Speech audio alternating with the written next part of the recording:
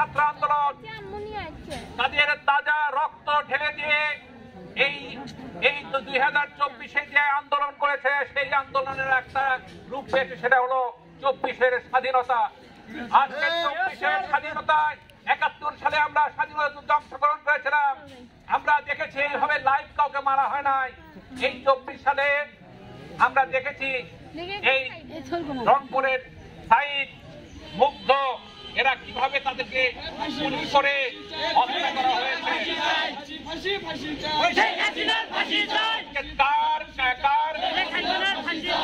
কার নির্দেশে কি হয়েছে? শেখ হাসিনার নেতৃত্বে। পালাইছে হাসিনা,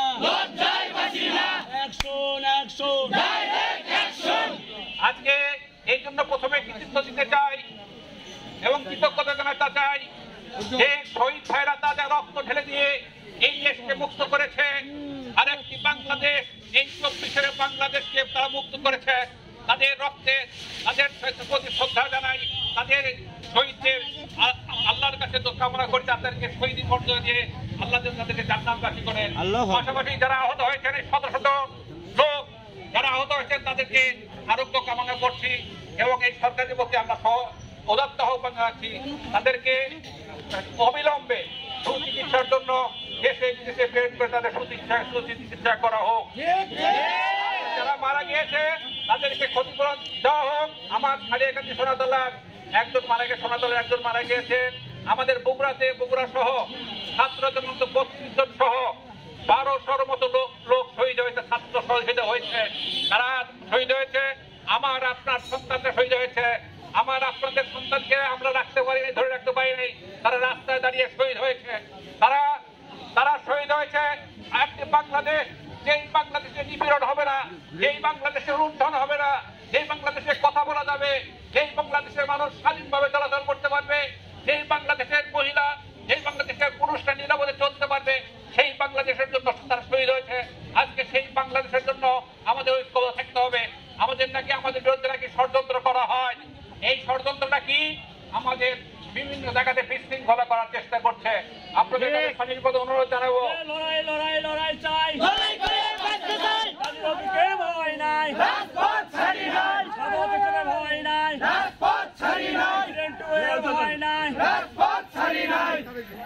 আজকে আপনাদের কাছে বলতে চাই, আপনাদের সাবেক এমপি হিসেবে, কারণ আমি বলতে চাই যে আমি একমাত্র এমপি এখনো জীবিত আছে যিনি আপনাদের ভোটে নির্বাচিত, আর এরা কেউ ভোটে নির্বাচিত এমপি ছিল না। এই 16 বছর তারা ভোটবিহীন নির্বাচন করে, এই ভোটবিহীন নির্বাচন করে তারা ক্ষমতায় ছিল। আজকে এই দেশকে তারা কি করেছিল? এই দেশের মানুষকে জিম্মি করেছিল, স্বাধীনতা সার্বভৌমত্বকে হরণ করেছিল। তারা ভারতের স্বার্থ সংরক্ষণ করেছে, এই দেশের মানুষের স্বার্থ সংরক্ষণ করে না। আজকে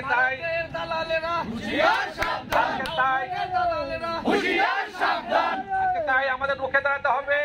পাশাপাশি আমাদের নেতা কর্মীদের ঐক্যবদ্ধ থাকতে হবে।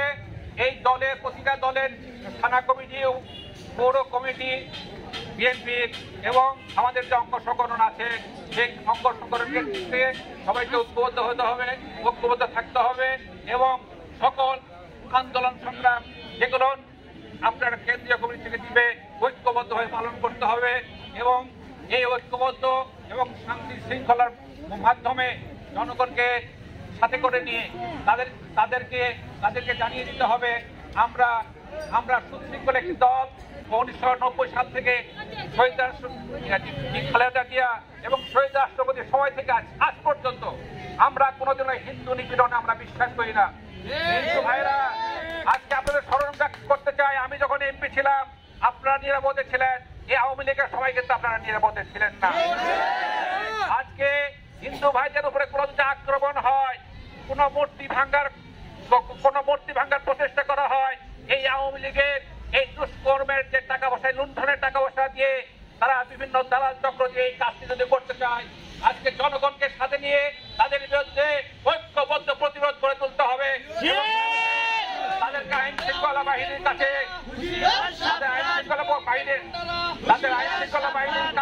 তাদেরকে হস্তান্তর করতে হবে। সে যেই হোক না কেন, যত শক্তিশালী কেন? পালায়া থাকলেও পালায়া থাকতে পারবেন না।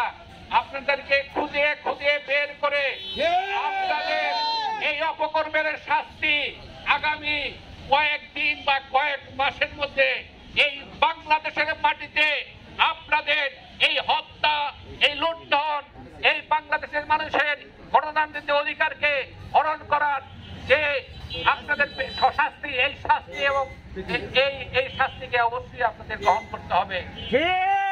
এই শাস্তি আপনাদের বিরুদ্ধে হবে এই দেশের স্বাধীনতার সার্বভৌমত্ব বিপন্ন করা, এদেশের মানুষের টাকা লুণ্ঠন করা।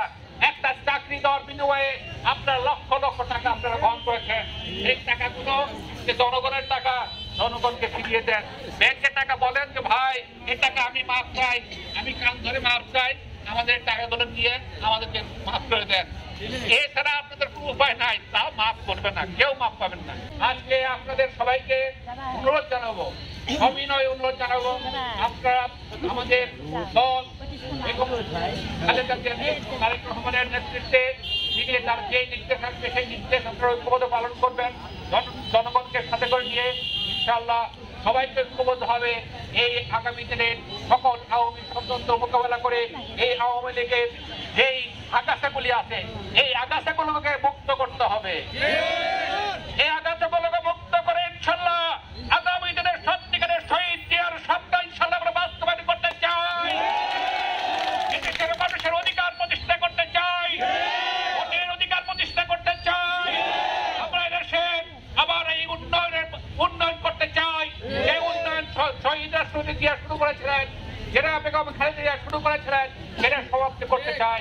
আজ ইনশাআল্লাহ আপনারা সবাই আমাদের সাথে থাকবেন, বিগত দিনে যেভাবে ছিলেন সাহস করে এগিয়ে যাবেন। সবাইকে ধন্যবাদ জানিয়ে আমার বক্তব্য শেষ করছি। খোদা হাফেজ।